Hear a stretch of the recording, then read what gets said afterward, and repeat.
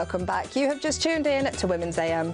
This morning I'm joined by sisters Nalini, Shahina and Yasmin. Welcome back, sisters. Thank you for joining us this morning, and I'm really looking forward to hearing a little bit more about your stories. But what I want to know first of all is in terms of your journey, upon first hearing about Islam up to taking your Shahada, how long was that process? What was that journey like for you, Sister Nalini? It took me about a year.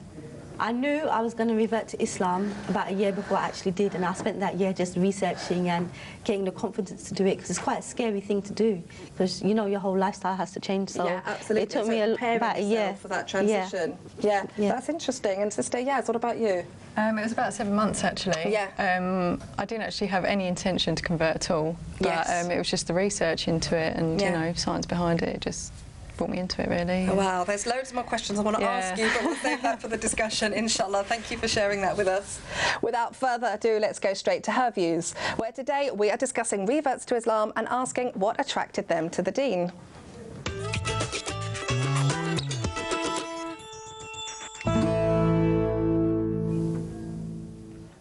Britain's 2011 census indicated that Islam was the fastest growing religion, with the Muslim population increasing from 1.5 million to 2.7 million in 2011, making it the second largest religion in Wales and England. But it's particularly interesting that women make up the majority of these converts.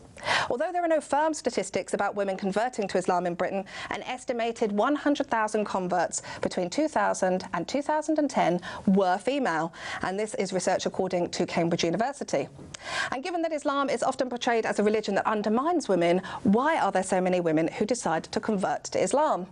I'm sure many of you will have something to say about this topic, so please do call in and share your comments or ask your questions. The number is on your screen now, or why not tweet us at Islam Channel, #WAM15. So, sisters, as I said, absolutely fantastic topic, and I really love talking about this. And I think it's interesting, we've got Sister Shahina on the panel, coming from somebody who was born into Islam, but you also go through a kind of reversion process yourself when you decide to practice. So, from your perspective, what was your life like before you started practicing Islam? I think, alhamdulillah, my parents were quite strict, so they gave us the Islam that they knew, what they knew they gave us. So I wasn't wild or anything like that. So I didn't do a lot of the things that weren't allowed in Islam anyway. But I didn't cover. It was more of a coming from a cultural angle rather than Islamic one, or maybe because I went to a church school, I was quite aware I was Muslim. Right. I knew my identity for that reason, alhamdulillah, by Allah's mercy. Ultimately, there's so many ways that Allah has shown me His mercy and made me realize that I was Muslim, and I was different in that way, and I had that to hold on to, what I had of and what I knew. But obvious things like salah, and there was a lot of obligations that we didn't realize obligations and the significance of it. I wasn't wearing hijab, but I was just very focused on dunya, my ambitions, my career. I wanted to be a reporter, I wanted to travel the world, I wanted to be successful. So prior to Islam, that was my focus, and that's what I was working towards achieving. I think that's an interesting perspective, because obviously, for us who came from something completely different to Islam, we have a much kind of starker contrast. So Yaz, what was your life like before you found Islam? Very, very different. Very different. If people would see me now, they would never imagine in a million years that I would become a Muslim, because my life was almost completely opposite. So yeah, alhamdulillah, alhamdulillah. And how would you say? Would you say that now? Do you feel kind of more contentment in your life? Definitely. Or Definitely. Would you say you were searching for something before? Yeah, definitely. I was definitely searching for something. It's very, very strange, because they say that life is kind of an illusion. And it really is. You think that you're happy living that life, and you're not really. When you look into your heart and soul, you're not. I think that's the lovely analogy that we have in the Quran. Is it's like going from the darkness into light, and that's absolutely what it was for me. It was literally like somebody kind of flicked a light switch on, and then all of a sudden you could see things clearly for the first time. Yasmin, I think I was the last person anyone would revert to Islam and live this lifestyle, but you're right, it was like I was searching for something, and I was searching for it in all the wrong places. There was something that was missing, didn't know what it was. But when I reverted to Islam, then I realized this is the thing that was missing from my life, to worship Allah, and alhamdulillah, then I found it, and things are more peaceful now, alhamdulillah. The strangest thing was, even though I thought I had my Islam, there was a lot of guilt in not doing certain things like wearing hijab. So throughout life, that guilt was always there. Yeah. So you still had that, even that's interesting. Yeah. If I saw a sister, a rare sister in those days who was wearing a hijab, I'd be really, really like, I wish I could do that. I think it was rare in those days for very rare, people to wear hijab, and definitely a abaya. I don't remember seeing it that much before as I do now. Yeah, so, alhamdulillah, that's a good thing, you know, to kind of see a rise in, you know, hijab and a rise in kind of visible Muslims. But I think, you know, Muslims being, kind of seeing more of Muslims isn't always a good thing. We do see a lot of negative attention on Islam, a lot of negative attention on you know, both Islam and Muslims. So, given that, what was it that why was it that you thought Islam is the religion for you, given all the kind of context that we have around the religion at the time? Because you were vetted 7 years ago, didn't you? So, I mean, to be fair, there wasn't that much negative focus on Muslims as such. But I mean, to be fair, I didn't really know what Islam was. You know, I never knew any Muslims. I didn't really know the difference between a Hindu, Sikh or a Muslim. So when I started to study the religion, I just found things in the Quran that you can't explain it. You know that it's not man-made. You know that this must be from God. People can't predict things that happened, you know, just recently in the last 100 years, such as how a baby's made, or you know, the universe is ever expanding. You know, things like that. It's undeniable, really. Yeah, absolutely, absolutely. And I think a lot of people say this, you know, when you kind of look at the Quran, it kind of really speaks to you and really gives you those answers. And I think that's a beautiful thing, and it's testament to the kind of miracle of the Quran. And Sister Nalini, what about you in terms of the... I agree that there wasn't much Islamophobia such as there is now. When I reverted was 9 years ago. I don't remember seeing all this backlash to events and things like that. But there was people around me that were negative towards Muslims, having gone through partition and stuff like that, like families that I knew. But what really attracted me to Islam, made me want to start researching, was seeing Muslims. I'm sure it might be the same for you. Was seeing Muslims and people welcoming me into their homes, even though I wasn't, you know, perfect. The Muslim family still invited me into their homes, showed me what Muslim life was about, and and seeing that really made me want to know more. And alhamdulillah, I think we can be a bit judgmental about who we want around our kids, but alhamdulillah, they let me in, they gave me that chance, and that led me to Islam. And that really impacted upon you, and I think that's kind of a lesson for us all, isn't it, in terms of the way we interact with other people, and you never know what effect it's going to have.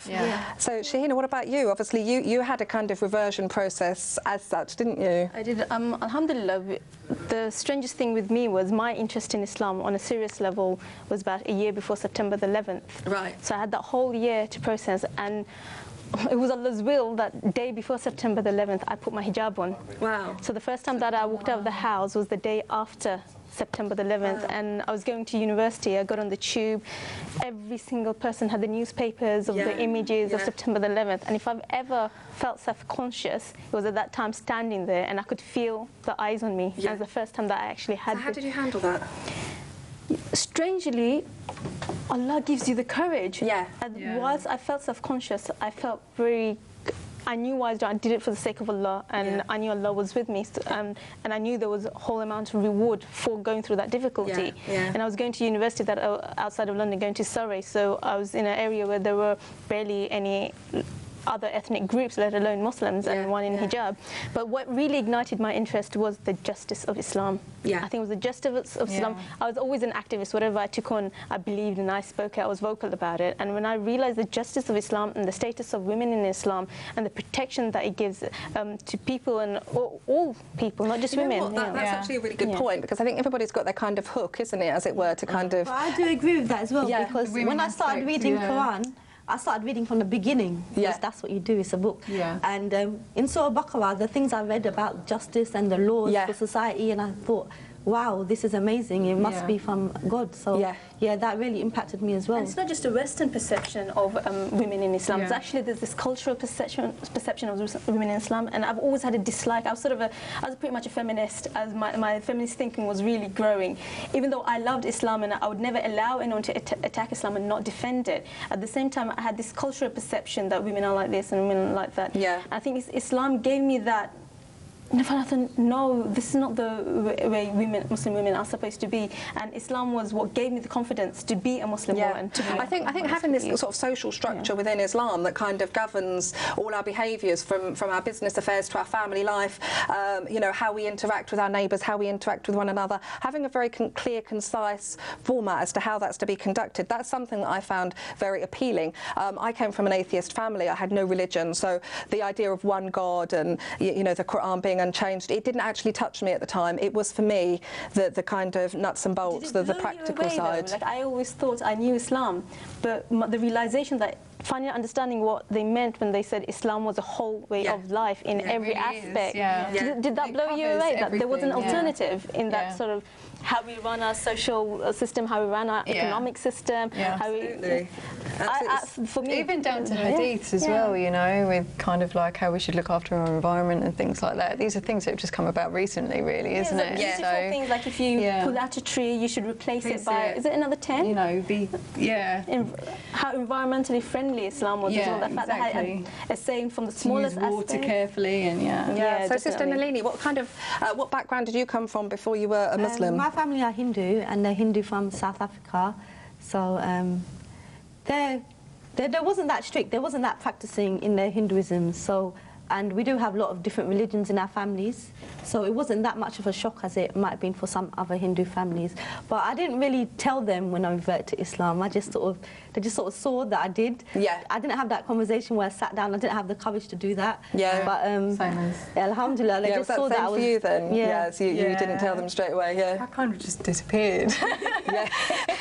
It was just kind of, you know, hi mum, I'm a Muslim, I'm married now. But you know what? That's a lot for a mother to take on. You know, you're a mother yourself now. I think you can kind of understand that fear and that kind of anxiety that your parents. The best for your daughter. Exactly. Safe. Exactly. And I think this is why, as reverts, we have to kind of be mindful of that, and we have to kind of include our parents in our journey. I would have done it differently. I would have done it differently. I hear this a lot, actually. I hear this a lot. What would you recommend to kind of a sister that's maybe in your position? Sit down and talk. Don't run from it. Don't be scared of people's reactions. The longer you leave it, the worse it's going to get for you, because you're making an atmosphere for yourself. So just take the ball by the horns. Be honest. Involve your family in your decisions. Let them know what you're planning. And I think that's absolutely true. Otherwise, feel a separation for a long time. And you're giving Islam a bad image yourself, because they're going to think, well, this is what Islam does to my child. This bad behaviour comes from Islam, and that is exactly the opposite. If you look at the way that we're encouraged to treat our parents, and you know, I always talk to my parents about this. You know, like it's our duty to look after you. You know, I'm not even allowed to say oof to you, let alone you know, some of the kind of bad language or kind of bad treatment of parents that we see today. I think that my Islam has made my relationship with my mum a lot better. Me too. I'm a lot more patient with her, and you know, I accept a lot more than before. I will never fight back with her. Well, I try my best not to fight back with her and stuff now. So, alhamdulillah, it definitely made an impact on my family.